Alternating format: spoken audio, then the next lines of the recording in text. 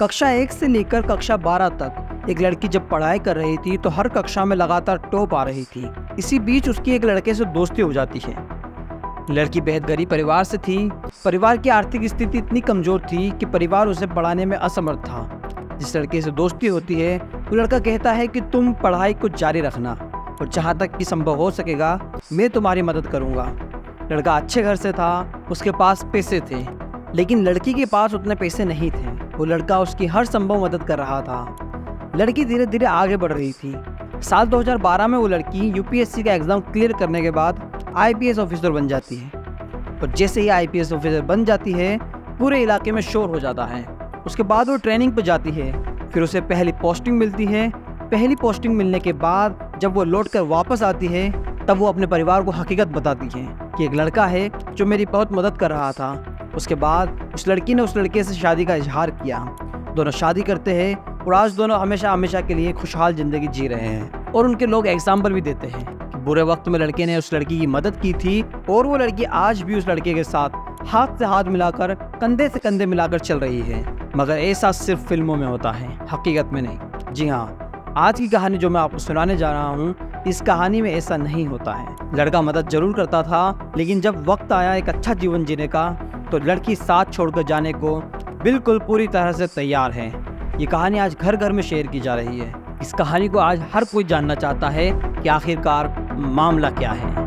और यूपी के बरेली में तैनात पीसीएस अधिकारी ज्योति मौर्य ने अपने ऊपर लगे सारे आरोपों को नकारते हुए पति आलोक मौर्य पर व्हाट्सएप चैट हैक करने का आरोप लगा दिया। उत्तर प्रदेश के बरेली में तैनात पीसीएस अधिकारी ज्योति मौर्य इन दिनों सुर्खियां बटोर रही हैं। ये चर्चा तब शुरू हुई जब उनके पति आलोक ने आरोप लगाते हुए कहा कि ज्योति एसडीएम बनने के बाद किसी और के साथ चली गई। उत्तर प्रदेश की पीसीएस अधिकारी ज्योति मौर्य और उनके पति आलोक मौर्य के बीच का झगड़ा बढ़ता ही जा रहा है।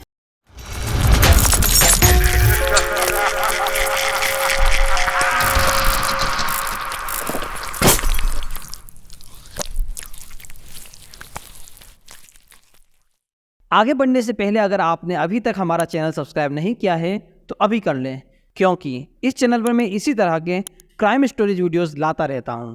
तो चलिए शुरू करते हैं। आज की जो सच्ची घटना मैं आपको सुनाने जा रहा हूं वो सच्ची घटना है उत्तर प्रदेश के इलाहाबाद की, जिसे आजकल हम प्रयागराज नाम से भी जानते हैं। और इसी का एक इलाका है ढलवा। यहाँ का रहने वाला है आलोक कुमार मौर्य, जो कि एक रिपोर्टर से बातचीत करता है और बातचीत करते करते उसकी वीडियो सोशल मीडिया पर बहुत तेज़ी के साथ वायरल होने लगती है। और साथ ही वायरल हो रहा था एक चैट जो कि उसकी पत्नी के द्वारा किया हुआ था। वो उस वीडियो में बहुत ही रोता हुआ और बहुत ही असहाय नजर आ रहा था। दरअसल वो बताता है कि 22 फरवरी 2022 की ये बात है। उसकी पत्नी जो एसडीएम है और एलएनएच के सरकारी आवास पर वो रह रही है। वो अपनी पत्नी को सरप्राइज देना चाहता था, ऐसा सरप्राइज कि उसकी पत्नी को बिल्कुल पता न चले और वो चुपचाप घर आ जाएं। आकर वो देखना चाहता था कि उसकी पत्नी कितना खुश होती है।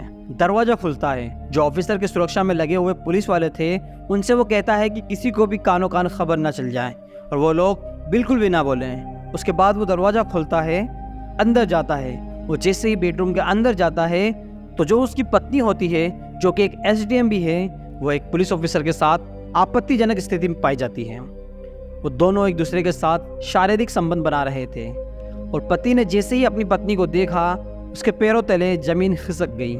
वो सोचने पर मजबूर हो जाता है कि आखिरकार उसकी पत्नी उसके साथ ऐसा कैसे कर सकती है। उसकी सोचने समझने की शक्ति पूरी तरह से क्षीण हो जाती है। आगे क्या करे और क्या ना करे वो ये सोचने पर वाकई विवश था, मजबूर था।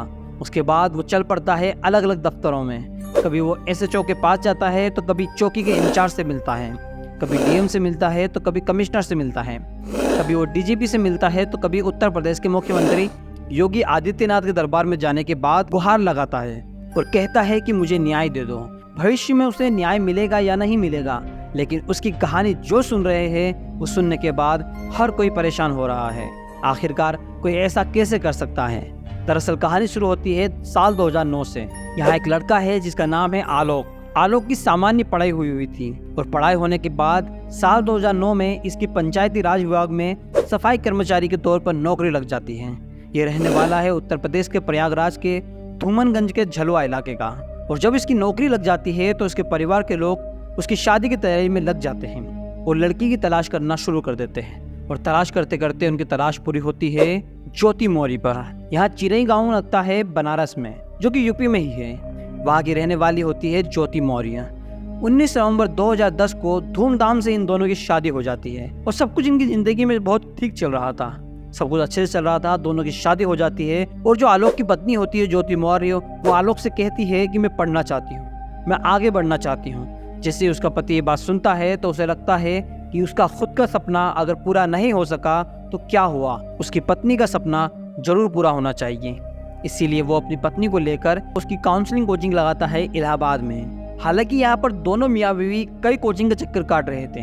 चक्कर काटते काटते काउंसलिंग कोचिंग में जाकर आखिरकार उसे ज्वाइन करा देता है और कहता है कि तुम दिल लगाकर पूरी ईमानदारी से, पूरी मेहनत से पढ़ाई करो, बाकी किसी भी चीज़ की कोई टेंशन मत लेना, चिंता मत करना, ना घर की चिंता करना, ना मेरी चिंता करना और ना ही परिवार में किसी की भी चिंता करना, तुम सिर्फ अच्छे से पढ़ाई करना। यहाँ ज्योति वाकई में बहुत ही भाग्यशाली थी जो उसको इतना अच्छा पति मिला था और यहाँ ज्योति ने भी जी जोड़ मेहनत करनी शुरू कर दी। हालांकि ये भी बाद में बताया जाता है कि इस बीच में उसकी एक नौकरी भी लग जाती है, लेकिन उसे बनना था PCS अधिकारी और वो उसकी लगातार कोशिश कर रही थी। और यहाँ उसका पति एक सफाई कर्मचारी होता है, वो कभी नाली साफ करता तो कभी झाड़ू लगाता और यहाँ से जो पैसे कमाता था वो अपनी पत्नी को पहुँचाता था। पैसे अगर कम रहते थे तो भाई से बात करता था कि भाई कुछ पैसों की ज़रूरत है, आप वो मुझे पैसे दे दो, मैं अपनी पत्नी को पढ़ाना चाहता हूँ, आगे बढ़ाना चाहता हूँ। मगर वहाँ से भी इच्छा पूरी नहीं होती थी, पैसे की ज़्यादा ज़रूरत पड़ती थी तो वो अपने पिता से मांग लिया करता था।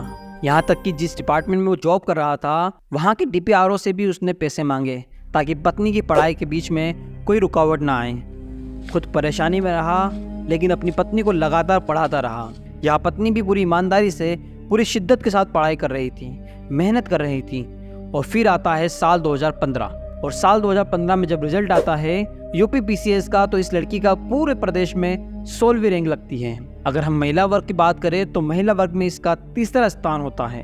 और जैसे ये बात झलवा इलाके में गांव में पता चलती है तो वहाँ के लोगों में इतनी खुशी होती है मानो जश्न का माहौल हो। बहू ने यूपी PCS क्वालिफाई किया है और उसको SDM का कैडर मिलेगा।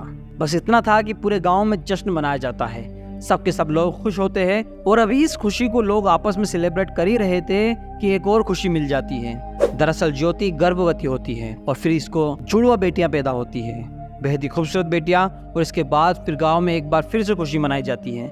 जिंदगी में सब कुछ ठीक चल रहा था और यहाँ ज्योति के अधिकारी बनने के बाद इसकी अलग अलग जगहों पर पोस्टिंग होती है। कभी ये कौशाम्बी जाती है तो कभी प्रतापगढ़ में SDM के तौर पर रहती है, कभी जौनपुर में तो कभी लखनऊ में, अलग अलग जगहों में पोस्टिंग चल रही थी। फिलहाल के लिए अगर हम बात करें तो बरेली में एक शुगर मिल है। शुगर मिल में ये प्रधान प्रबंधक के तौर पर, नियंत्रित जनरल मैनेजर के तौर पर इसकी पोस्टिंग चल रही है। सब कुछ जिंदगी में ठीक चल रहा था लेकिन फिर ये बात सामने आ जाती है। इसका पति जब उसने अखबारों में, टेलीविजनों पे, अलग अलग जगहों पर अपने पत्र जब उपलब्ध कराए, इंटरव्यू दिए और बताया कि साल 2020 की ये बात है जब उसकी पत्नी की सोशल मीडिया के पन्ने पलटते पलटते मुलाकात होती है एक PPS ऑफिसर से जिसका पद था सर्किल ऑफिसर, जो उत्तर प्रदेश में ही होता है। और पन्ने पलटते पलटते जो उससे बातचीत होती है तो एकदम इसको थोड़ी बहुत हल्की फुल्की भनक लग जाती है। जब भनक लगती है तो वो अपने पत्नी से पूछता है कि ये कौन व्यक्ति, जिसका नाम मनीष दुबे है। मनीष दुबे के बारे में पूछा जाता है तो पत्नी कहती है कि मैं ऑफिसर हूँ, एक SDM हूँ, तो यहाँ पर लोगों से मिलना जुलना बना रहता है। उसका पति भी समझ जाता है कि हाँ, इसमें कोई बड़ी बात तो है नहीं, मनीष दुबे जो है वो एक पुलिस ऑफिसर है और ये SDM है। अगर वो उससे बातचीत कर भी रही है तो इतना परेशान होने की क्या बात है, इसमें इतना एतराज़ करने की कोई ज़रूरत नहीं है। सब कुछ ज़िंदगी में ठीक ठाक चल रहा था लेकिन ये नहीं जानता था कि आगे इसकी ज़िंदगी में एक बड़ा भूचाल आने वाला है। दरअसल 22 फरवरी 2022 को आलोक अपनी पत्नी को सरप्राइज देना चाहता था और वो अपनी पत्नी के सरकारी आवास जो कि एलनगंज में होता है वहाँ बिना बताए पहुँच जाता है। और वो वहाँ जो अपनी आंखों से देखता है उस दृश्य को देखने के बाद उसकी आंखें खुली की खुली रह जाती हैं। दरअसल जिसको उसकी पत्नी दोस्त बताती थी उसी पुलिस ऑफिसर के साथ वो आपत्तिजनक स्थिति में होती है। और आलोक जब ये सब देखता है तो परेशान हो जाता है लेकिन वो कुछ करता नहीं है, पत्नी की गलती समझकर माफ़ कर देता है। वो अपनी बच्चियों की तरफ देखकर खामोश हो जाता है लेकिन अब वो चोरी छिपे से अपनी पत्नी की जासूसी करना शुरू कर देता है। उधर बच्चे बड़े हो रहे हैं जो जुड़वा बेटियां हैं। आज की बात करें तो वो दोनों बच्चियां हंसी और खुशी लगभग 9 साल के आसपास की हो चुकी हैं। लेकिन पति और पत्नी के बीच में जिस तरह से एक पुलिस ऑफिसर आता है और दरार पैदा हो जाती है, उससे परिवार बिखरने की ओर जा रहा होता है। दैनिक भास्कर की जो रिपोर्ट है वो कहती है कि 22 दिसंबर 2022 को आलोक ने अपनी पत्नी को एक होटल मैरियट है जो कि लखनऊ में लगता है, वहाँ भी दोनों को इसने आपत्तिजनक स्थिति में देखा था। इसके अलावा एक दिन उसकी पत्नी का फेसबुक लॉगिन खुला रह जाता है। उसे पता चलता है कि इसकी जो दोस्ती है वो दोस्ती से बहुत ज़्यादा है।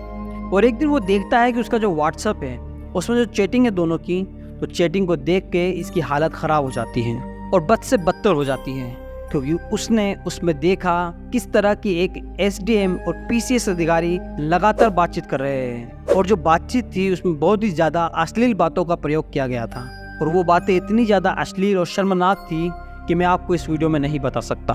आलोक उन सभी चैट का स्क्रीनशॉट लेता है, लगभग 100 पेज की प्रिंट आउट निकालता है और अलग अलग वो मीडिया हाउस में उनको भेज देता है। उसके बाद वो चैट लगातार वायरल होने लगती है और मीडिया कर्मी ने जो उसका इंटरव्यू लिया है वो भी साथ साथ वायरल होने लगता है। और जब ये पता चलता है कि ये महिला जिसको इसके पति ने पढ़ाया लिखाया और काबिल बनाया, उसके बाद वो अपने पति को ही छोड़कर किसी और के प्यार में पड़ जाती है, तो बड़ी हैरानी होती है।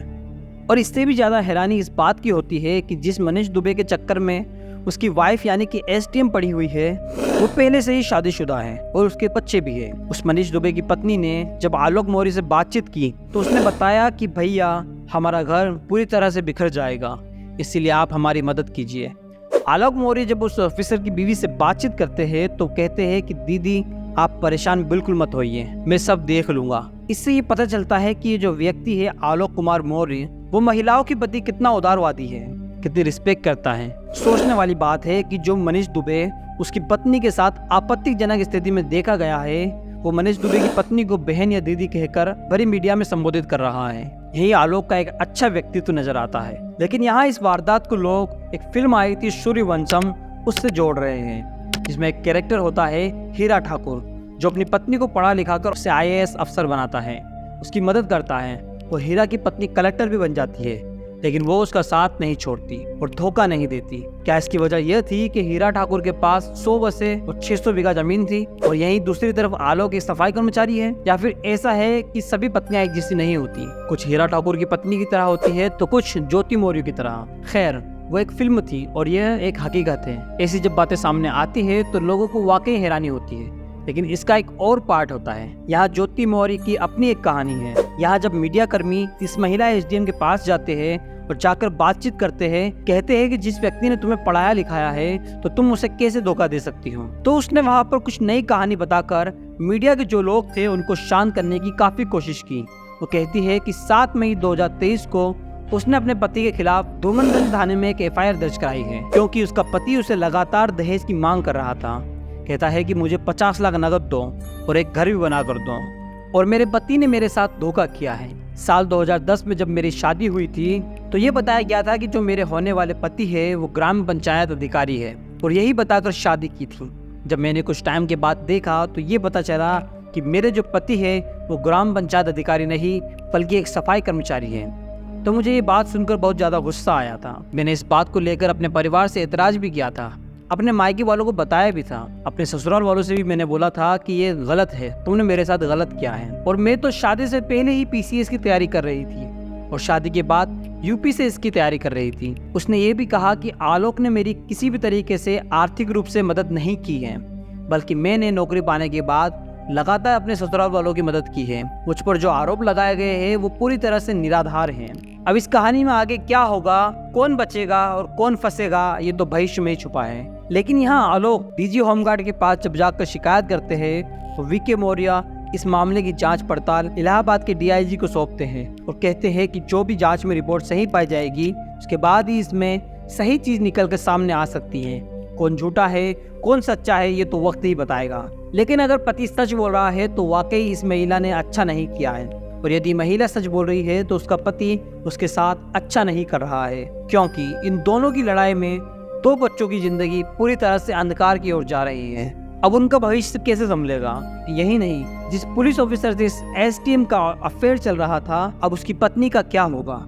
इस तरह के कई सवाल खड़े हुए हैं। इसमें शासन को उचित कदम उठाने की जरूरत है ताकि भविष्य में कोई भी ऐसा कदम ना उठा सके। तो दोस्तों, इस मामले में आपकी क्या राय है? कौन सही है और कौन गलत है? कमेंट करके जरूर बताएं। मुझे इस कहानी को आपके साथ शेयर करने से और आपको सचेत करने से फ़र्क पड़ता है। अगर आपको भी फ़र्क पड़ता है तो चैनल को सब्सक्राइब जरूर करें। जय हिंद।